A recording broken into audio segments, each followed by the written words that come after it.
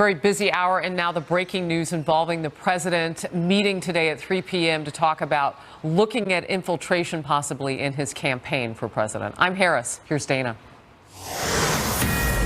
Fox News alert: the Department of Justice ordering a review of whether the FBI improperly infiltrated or spied on Donald Trump 2016 presidential campaign. Hello, everyone. I'm Dana Perino, and this is the Daily Briefing. The president set to host an event at the White House about 10 minutes from now where he will welcome NASCAR champion Martin Truex Jr., that is. This comes the day after the Justice Department took up Trump's demand on Twitter to look into possible political motivations behind the FBI's surveillance of his campaign. Chief Intelligence Correspondent Catherine Herridge is in Washington. Catherine, what do you know? Well, thank you, Dana. In the last few minutes, we've just confirmed through our White House team that an hour from now, the president will be meeting with the FBI director, the Deputy Attorney General Rod Rosenstein, as well as DNI Coates. He oversees the 16 intelligence agencies. It's described to us as a regularly scheduled meeting, but the source said they do anticipate that this records request, which relates to an intelligence source and the information that was gathered from that, will likely come up. In the meantime, as you mentioned, the Justice Department has really wasted almost no time announcing the expansion of this internal investigation into government surveillance during the presidential election. The new line of inquiry will consider whether there was any impropriety or political motivation and how the FBI obtained surveillance warrants or used informants to collect intelligence. In a statement released late on Sunday, the Deputy Attorney General Rod Rosenstein said if anyone did infiltrate or surveil participants in a presidential campaign for inappropriate purposes, we need to know about it and take appropriate action. As part of its ongoing reporting, Fox News has learned the Republican chairman of the House Intelligence and Oversight Committees, Devin Nunes and Trey Gowdy, want a discrete set of records, about 200, related to the intelligence source and whether information from that source was used in the Russia investigation or for obtaining surveillance warrants. Well, I can tell you that nobody was ever interested in an informant. We asked for specific documents that we still have not received from the Department of Justice. So they continue to leak out things about this informant. And we don't know if there's one informant or more informants because there's so much out there now. It's really getting tough to follow. And all we're asking for is give us the documentation that you used to start this investigation. Republican congressional investigators also question whether Rosenstein may have a conflict because he signed off on at least one of the surveillance warrants during the campaign, the renewals. Dana.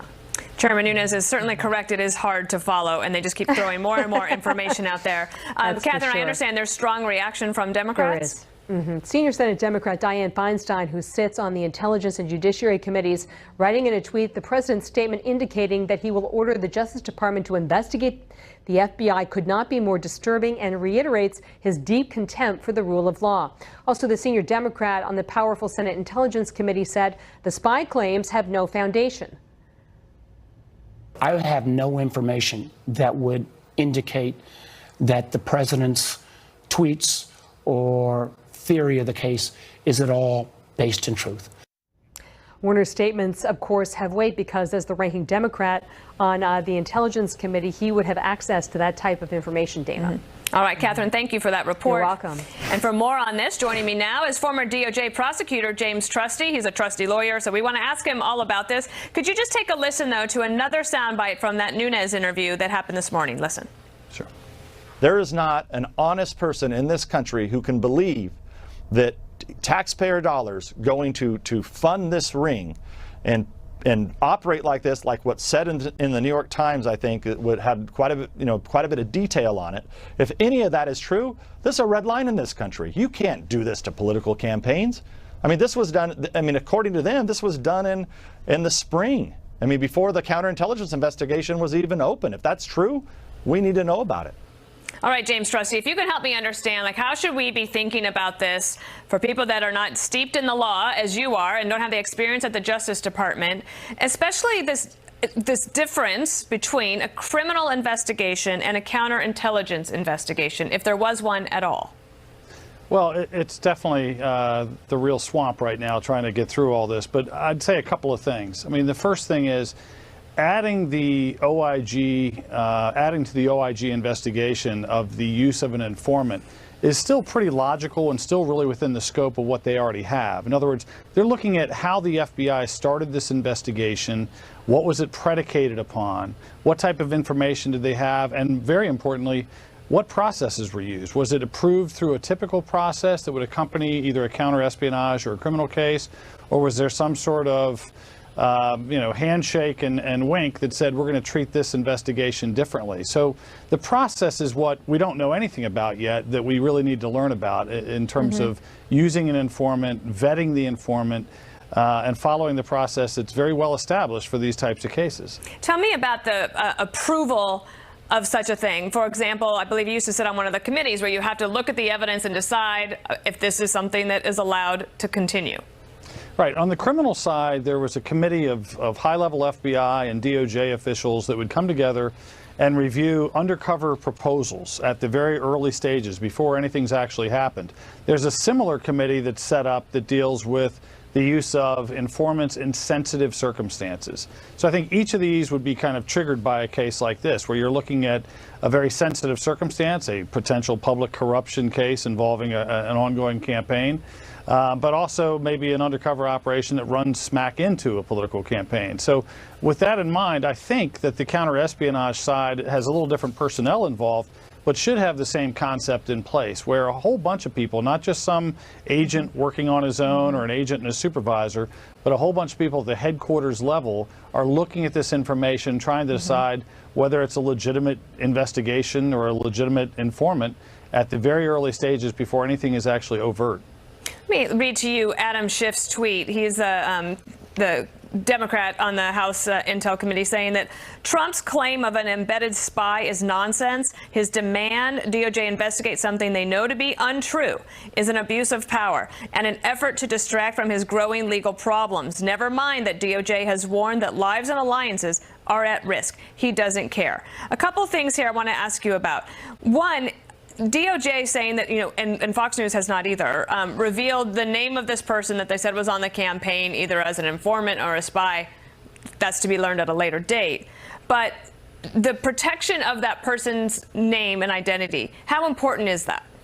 Well, it's pretty important as an institution. The Department of Justice is not going to just happily turn over the specifics of who this person is. It may be a very open and notorious secret at some point, but they're not going to do it. There's a concept called the informer's privilege, and there's a whole bunch of federal case law on this point that basically says unless the informant is directly involved in the transactions that make up a criminal case, the government doesn't have to turn their name over. We have a policy decision where we want to protect the confidentiality of these folks. The problem is, depending on the type of case, that the informant may be the only way that you can build a case, and therefore the informant has to testify, becomes public. But other times you basically phase the informant out. You use the informant to get information for a wiretap, or you use the informant to introduce an undercover agent into the situation and again knock them out of place so you never have to disclose them. But generally speaking, they're not going to want to turn that over publicly, and I wouldn't even expect the Inspector General to name them publicly. So we just found out right before this show started that President Trump is meeting with the FBI director and the Deputy Attorney General, Rod Rosenstein. The White House saying that this is a previously scheduled meeting, that there's a range of topics, but that the president's request for the Justice Department to have an investigation of the FBI, which Rod Rosenstein said is going to be done through the Office of Inspector General. There are some legal scholars who are saying that this is an inappropriate request that the president is making of the Justice Department. Do you have an opinion on that? Yeah, the president's the chief executive, and although it's a very unusual tug-of-war going on between the Department of Justice and the president, it's certainly appropriate for him to call for that information to be disclosed or to at least investigated. And I don't think it's particularly shocking that the Attorney General or a Deputy Attorney General would suggest that the IG look into it. These are pretty important matters, and maybe it turns out the way Adam Schiff says, and everything is kind of explained away to everyone's satisfaction. But either way, whether there was a Trojan horse use of an informant to get into the Trump campaign, or whether there was just kind of innocuous or unusual situations that don't lead to serious problems, That's the type of thing I think the country probably wants to know. We have a little bit more information on this meeting. Apparently, White House officials telling our producers there at the White House that the meeting that's taking place at 3 o'clock is to focus on the response to congressional requests, and that it was scheduled last week. So that would have been before the tweets that ran this weekend. My last question for you. Over the weekend, Rudy Giuliani telling the New York Times that Bob Mueller has told him that the investigation, the special counsel's probe, would be wrapped up by September 1st if the president agrees to do an interview. Do you think that is a good idea for either the Mueller probe or for Rudy Giuliani to try to put a date on it and to leave the president out there for an entire hot summer with all of this continued discussion about this? Well, it's going to be a really hot summer. But look, I would say a couple of things. Number one, if Giuliani has these conversations with Mueller where he's getting real specific information about the big picture, tell your client, but I'm not sure you want to tell the world. At some point, I think Mueller is going to, look at Giuliani as a hot mic and stop addressing him. In terms of the summer, I mean, 3.5 months is a long time for federal prosecutors who have already been at it for a year. Yeah. So I don't think I'd have a parade right. to say it's almost over when you've got plenty of time for big indictments and all sorts of law enforcement actions, including this continuing tug of war about whether he's going to give a statement. All right, James Trusty, happy Monday. Thanks for being here. All right. Thanks, Dana. Memorials are going up and the search for answers intensifying after Friday's mass shooting at a Texas high school. The massacre left 10 people dead and 13 injured. Casey Stiegel is live in Santa Fe, Texas. Casey, I haven't talked to you since Friday when that news broke. Get us up. Could you catch me up to speed since you are back on air today? A lot has happened over the weekend, a lot of vigils, a lot of church services as this community is trying to heal and frankly come to terms with what happened. This morning, a moment of silence, and it was very powerful. It was held across the state of Texas as ordered by Governor Greg Abbott. It started at 10 o'clock local time. All over, people stopped what they were doing in other schools, at businesses, pausing to honor the memory of those 10 lives cut short on this campus last Friday during first period art class. Yesterday, another big moment as the Santa Fe High School seniors went ahead and held their baccalaureate ceremony at a Baptist church down the road from the crime scene. The class of 2018 just 2 weeks away from the end of their school year and graduation, and now they're preparing to bury 8 of their classmates and 2 teachers.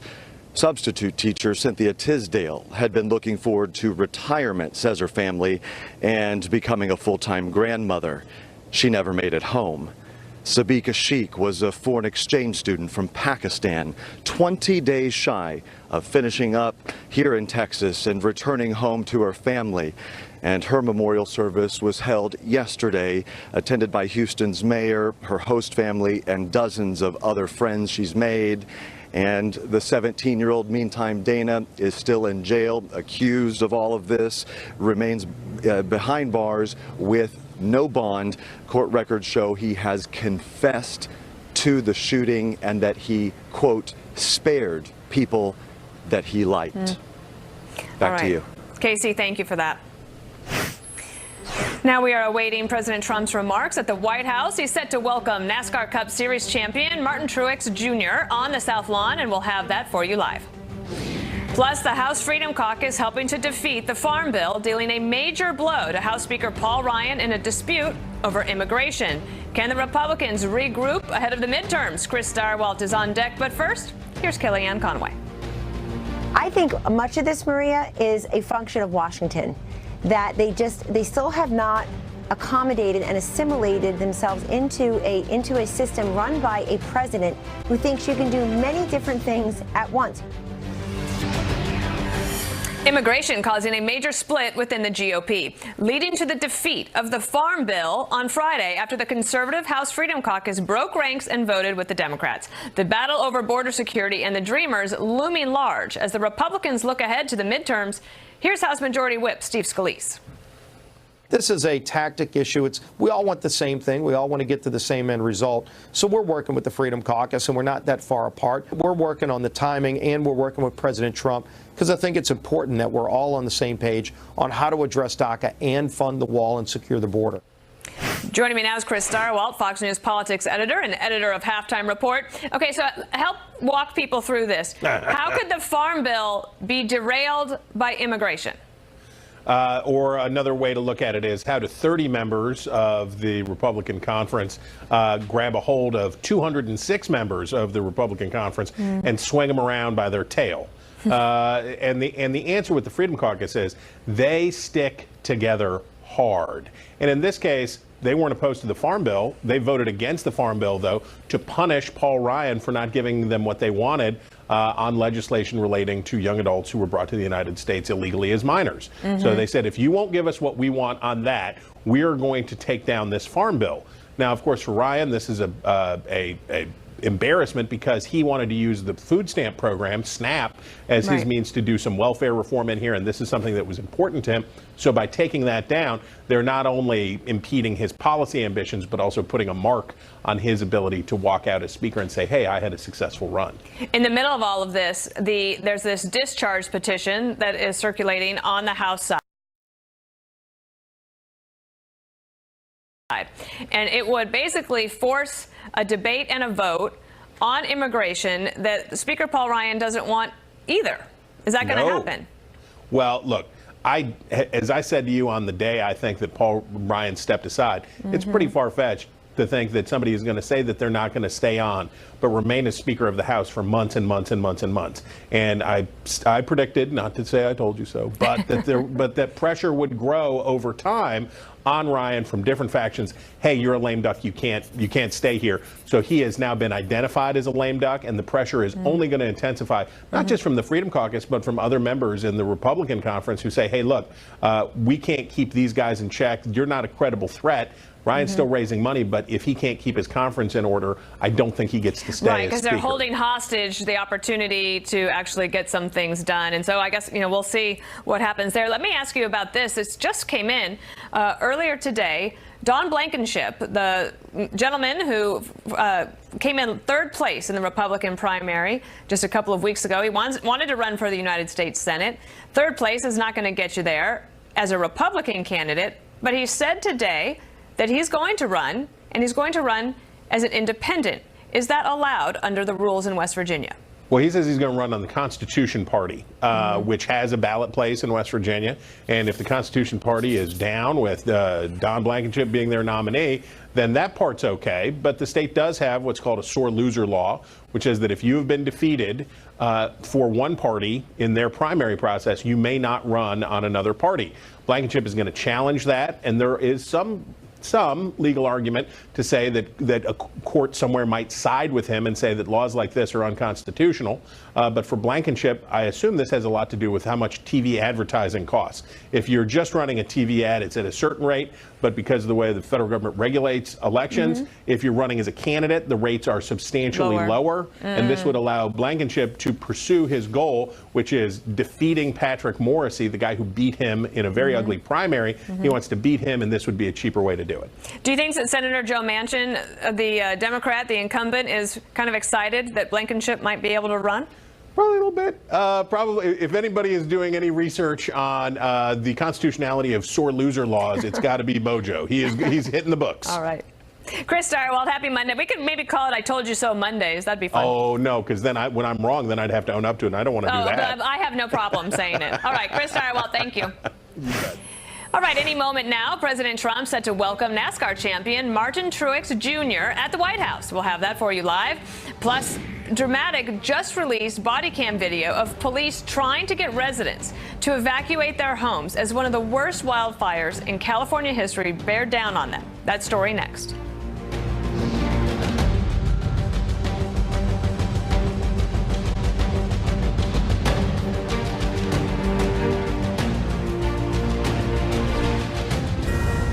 Fox News Alert, President Trump set to meet with Deputy Attorney General Rod Rosenstein and FBI Director Chris Wray at the White House at the top of the hour. Sources say they are expected to discuss Trump's request for documents related to his claims the FBI planted a spy inside his 2016 presidential campaign. The White House says this meeting was scheduled about a week ago. When asked about this meeting in a taped interview with Martha MacCallum, the vice president just said that they are trying to get to the bottom of whether or not there was a spy in the campaign. More on this as we get it. We are going to take you live to the White House, where President Trump is hosting a ceremony for NASCAR Cup Series champion Martin Truex Jr. and his team. He's walking out there from the Oval Office. He's got to walk a little bit ways down the colonnade, as it's called, and to the South Lawn, where the big event today. And obviously NASCAR fans are going to love this as they love it. And do we have him yet? All right, we're going to keep going then. 7 months after a devastating series of wildfires, Northern California's Napa region is still taking steps towards recovery. And now officials are releasing dramatic body cam video from police officers as they went door to door, making sure people got out in time. William Lajeunesse is in our Los Angeles bureau with more. William, as we await the president, tell us about this story.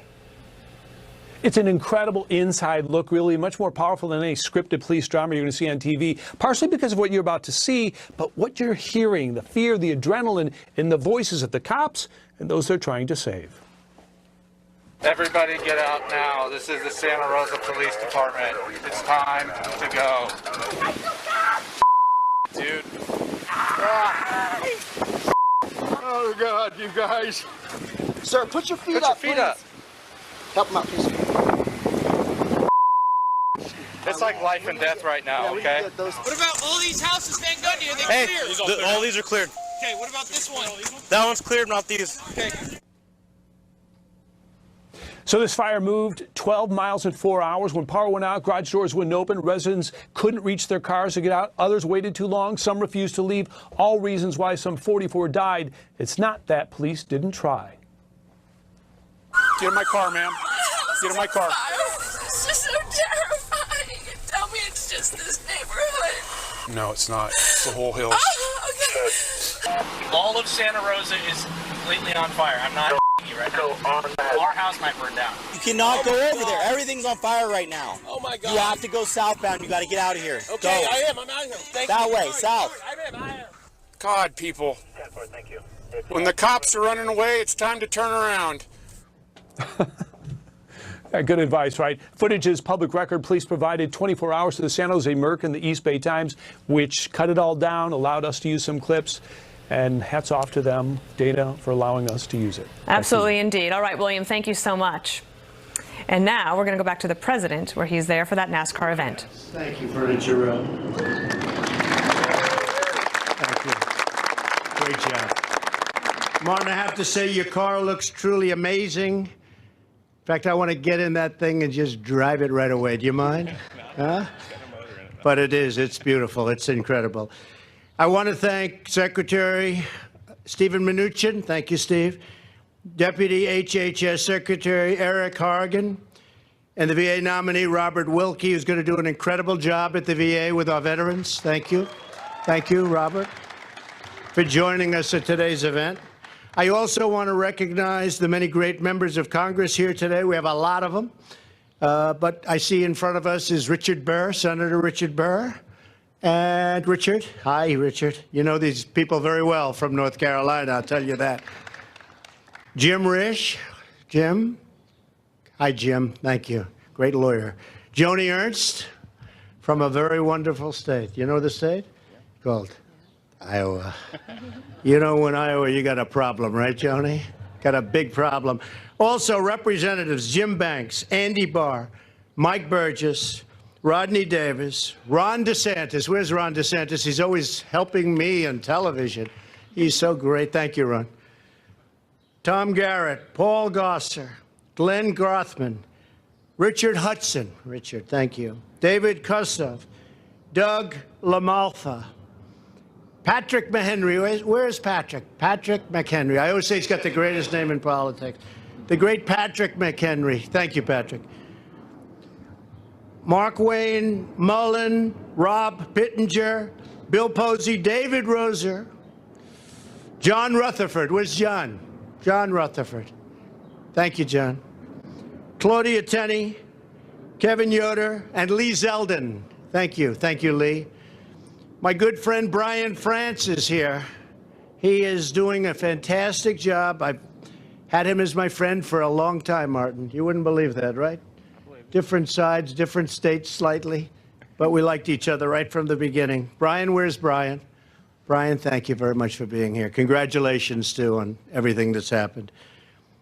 Brian's the chairman and CEO of NASCAR, and Brian has been with us since the beginning, like so many others who love NASCAR, and he's been really a supporter right from the beginning. He said, we support Trump.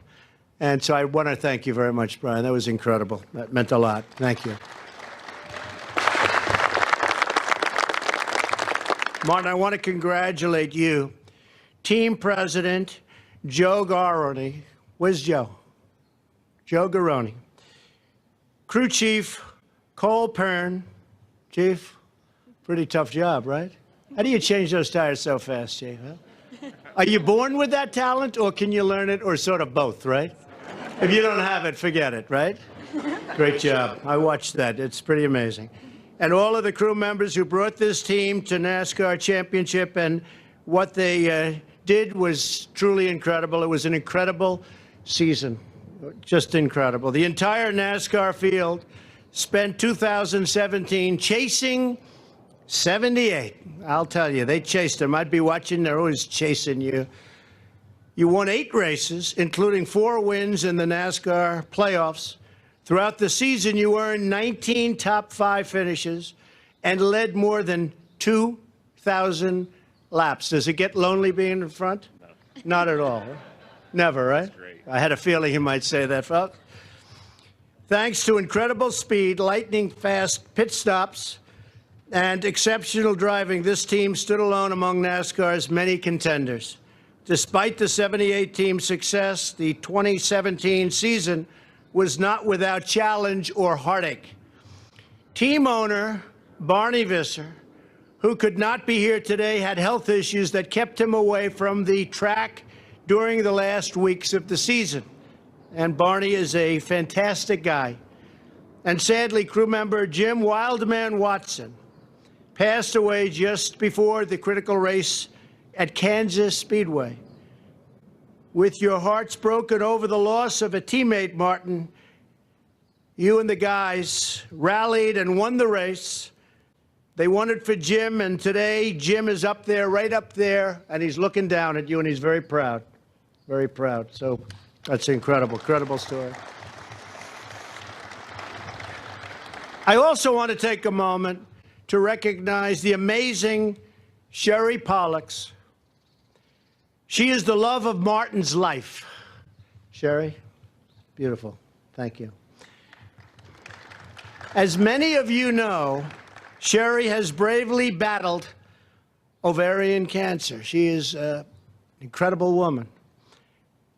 And Sherry, your determination in the face of adversity has been an inspiration to millions of Americans who know what you're going through. You've endured extremely tough treatments with grace and grit and a tremendous and beautiful smile. You are Sherry Strong. We're praying for you, and we're deeply honored to have you here today. And Martin, I can tell you, is so proud of you. Thank you very much, Sherry. Thank you, Barry.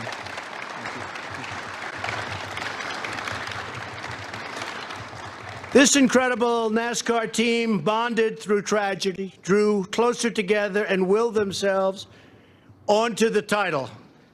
The motto was never give up. I've heard that motto before. Huh? That's a great motto. You don't lose with that motto. Never giving up is the story of 78 team. It's the story that will forever be told in NASCAR and NASCAR's incredible history with this team.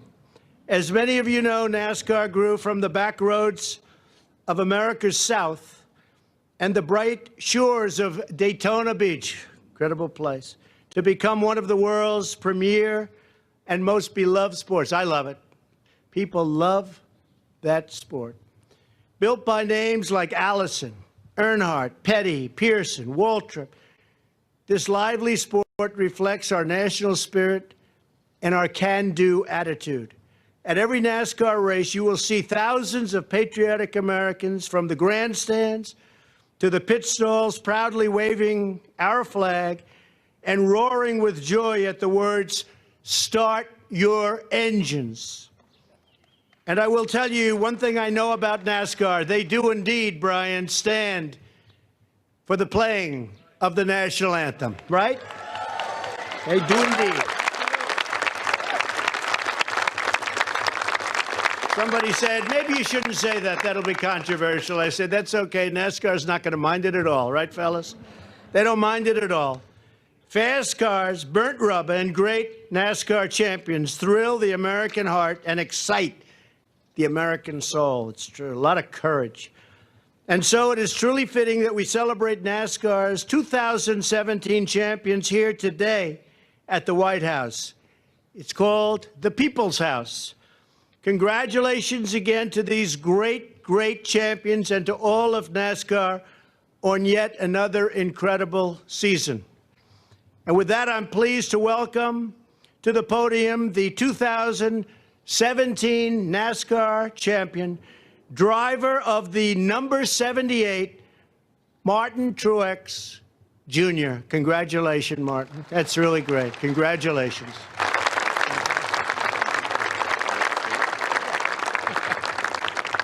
I'm going to keep this short, but what an honor to be here today. Thank you, Mr. President, for having us, having our whole entire team to represent the sport of NASCAR. My good buddy Johnny Morris from Bass Pro Shops that has been a big part of my career to get me here, but just really proud to be here today to represent the sport, to represent our millions of fans out there across the world. And I brought you a special gift I'd like to present right now. Thank you. Ooh.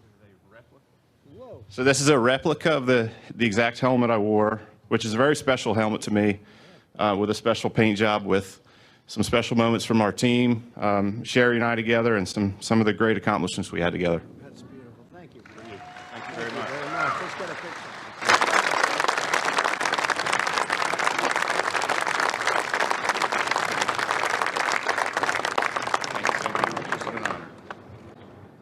Thank you, everybody. It's been just a great honor. I'm a big fan. And Martin, this is beautiful. And maybe if the team and the team members could come up and we'll get a big picture up here. The crew, come on up. Come on up. That's beautiful. Bass Pro Shops. That's great. Thank you, everybody. Thank you. Thank you very much. Let's get a picture. Thanks, fellas. Good job. Great job. Johnny, great. All right, you've been watching President Trump on the South Lawn of the White House doing a really fun event for the NASCAR team. The winners this year for this season, Martin Truex Jr. and his wife joining the president there at the podium, and Martin Truex Jr. giving the president a specially made helmet just for him, and the president obviously having a really good time and a really fun event. And now we're going to switch gears again and leave the White House. Secretary of State Mike Pompeo is laying out U.S. demands in a speech earlier today outlining U.S. policy on Iran after President Trump pulled out of the nuclear deal. The sting of sanctions will be painful if the regime does not change its course from the unacceptable and unproductive path it has chosen to one that rejoins the League of Nations. These will indeed end up being the strongest sanctions in history when we are complete. Iran will be forced to make a choice. Either fight to keep its economy off life support at home or keep squandering precious wealth on fights abroad.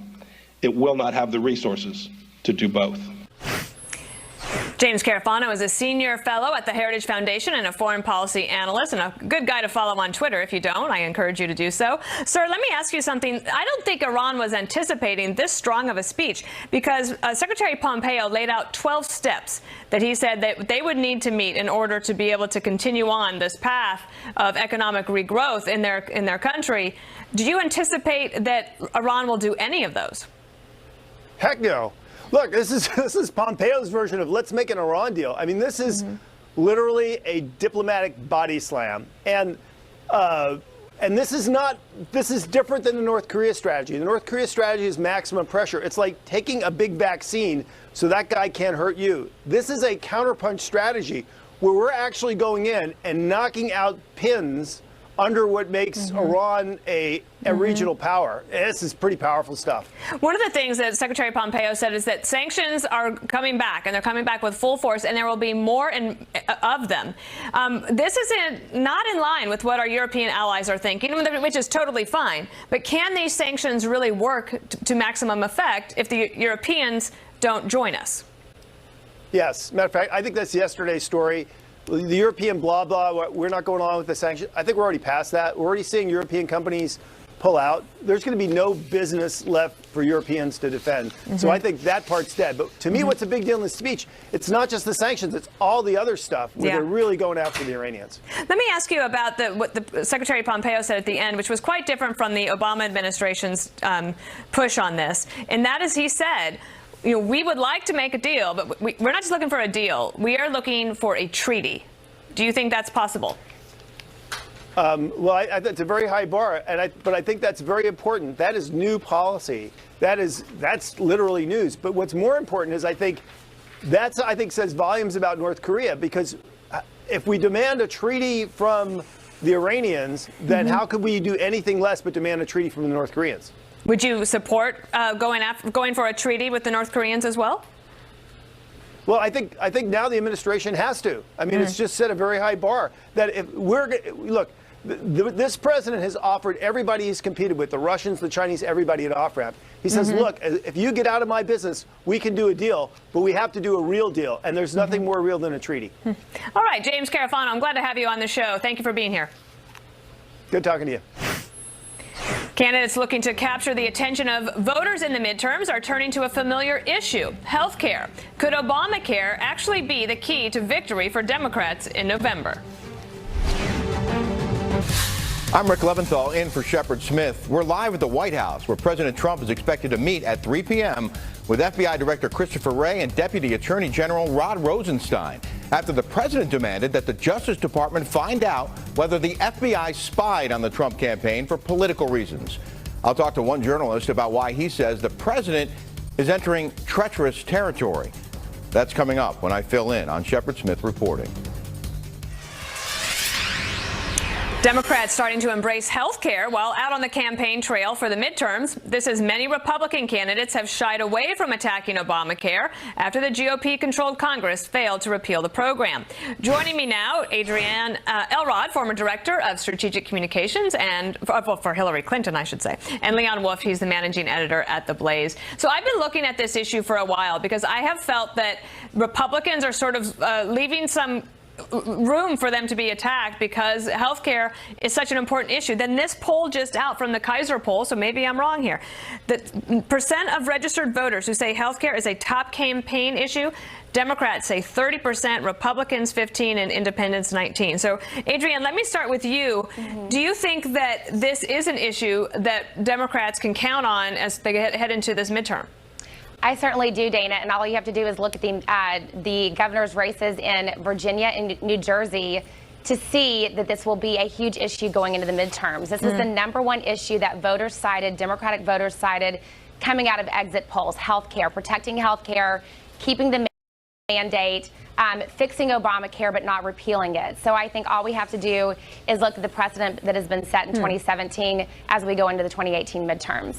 Leon, Josh Krashar from the National Journal went to New Jersey last week, and he hung out with a Republican and a Democrat who are vying for a congressional seat there, and he wrote this, that it's a remarkable shift for Republicans who have been running against Obamacare as a key campaign plank in the last 4 elections. Without Democrats in power and after a failed attempt to repeal Obama's signature accomplishment, Republicans now are bearing the brunt of the public's fickle mood towards the nation's health care system. What do you hear out there outside of the Beltway? Well, you know, I do think for the most part this upcoming election is going to be a referendum on Trump. And I think that if the economy continues to do well and foreign policy stays relatively quiet, I think they have a decent chance of holding the House. But with respect to health care, I do think it's going to be a much bigger issue in 2020 than it is in 2018, because the Republicans, when they passed the tax bill and they removed the individual mandate, kind of, you know, spiked the football a little bit. They said, okay, we're done here. And they didn't, however, get rid of the pre-existing conditions portions of Obamacare. So they've set up a regimen now where you can wait until after you get sick to go buy health insurance. And it passed too late in 2017 to really affect premiums the way I think it's going to in 2019 and 2020. Right. So I do think if they don't come back to the table and fix something in the next 2 years, it could stand to be an election-changing issue in 2020. It's very interesting. I wanted to ask you about one other thing, which is the youth vote is always this elusive vote, and they never vote in as big a numbers as you anticipate or that they say that they're going to. But this year, I don't know, perhaps it's different. A Harvard poll talking about millennials voting. Overall, 37% of Americans under 30 indicate they will definitely be voting this year, compared to 23% who said the same in 2014 and 31% in 2010. And Adrian, I just know that for both parties, but certainly for the Democrats, signing up young people to vote has been a really key, important part. And is that something that we're not talking about enough, that this could actually have an effect in November? Well, I think you bring up a really interesting point, Dana, because I don't think we're talking enough about it. I mean, if we drive up numbers of young people to register to vote and vote for the first time in the midterm elections, if we really increase that number by, let's say, 15 or 20% from the last midterm election, and if a lot of those voters are voting for Democrats, that's a huge boost to any Democrat on the ticket. So, again, I think that, the gun safety issue, that's certainly been no secret that millennials have been very concerned, and those who have voted in some of the 2017 special election and midterm elections have cited that issue, gun safety, as their number one issue. And of course, at all these gun safety marches across the country, voter registration has been a key component to those marches. Leon, I'm sure the Republicans aren't going to cede this ground, but do you think that they have a program that is going to be able to match the Democrats? Well, I think it's a little bit of a mixed bag when you look at kind of the youth vote news. I mean, I saw a poll from Reuters Ipsos about a week ago that talked about how Democrats are losing support among, voters ages 18 to 31. They have gone from 56 2 years ago to 46 now. And for the first time in a long time, young voters view the GOP as the more trusted party on the economy, which is, of course, a huge deal, and probably in peacetime is always going to be the number one issue. So as long as that continues, and it did say that, the young voters disapprove of Donald Trump by something like 65%, but that's not bleeding into the rest of the party. They still view the GOP as relatively the same favorability as the Democrats. So it's a mixed bag, I think. Because of that live event, I'm running out of time. Adrian Elrod and Leon Wolf, thanks for being here. Dana, thank you. The U.S. pulling back from the brink of a trade war with China as both sides agree to put tariffs on hold. How American farmers could be big winners in the latest deal. Edward Lawrence is live in Washington for the Fox Business Network. He joins us here. Edward. Oh, Dana, the Treasury Secretary announced that there was a framework for a deal with the Chinese. Now, under this framework, the Chinese would buy more U.S. products, thus reducing the deficit. And there will be, quote, a meaningful increase in exports in agricultural, talking farmers, and energy exports. Now, the Chinese will also add amendments to their laws to strengthen cooperation to protect intellectual property of companies. The framework also encourages two-way investment to strive to create fair and level playing field, opening the Chinese market to U.S. goods. Now, the trade talks will continue next week. This is a little bit vague, but we should get a little more specifics as Commerce Secretary Wilbur Ross represents the U.S. For the moment, it's kind of at the 40,000-foot level. This is not a definitive agreement. This is what we hope will be a path forward. If it doesn't work, the tariffs will go into effect. So nothing's been lost at all. And as of right now, Larry Kudlow, an economic advisor for the president, says that both China and the U.S. have put their trade retaliation tariffs on hold. Well, we haven't really defined the period. It's great. Does the period go past I say for this period, but I can't give you a definition of what this period means. Does the period go past the midterm elections? I just can't answer that. You just don't know, or? I don't think any deadlines have been set. But the talks in the U.S. were a huge step forward. The Chinese delegation told me while they were here that they're optimistic that we can get a deal in place, and we are cautiously moving forward in that direction. Dana? All right, Edward Lawrence, everyone. Thank you. A very special welcome as a former president returns to Maine. We'll tell you about the greeting former President George H.W. Bush received.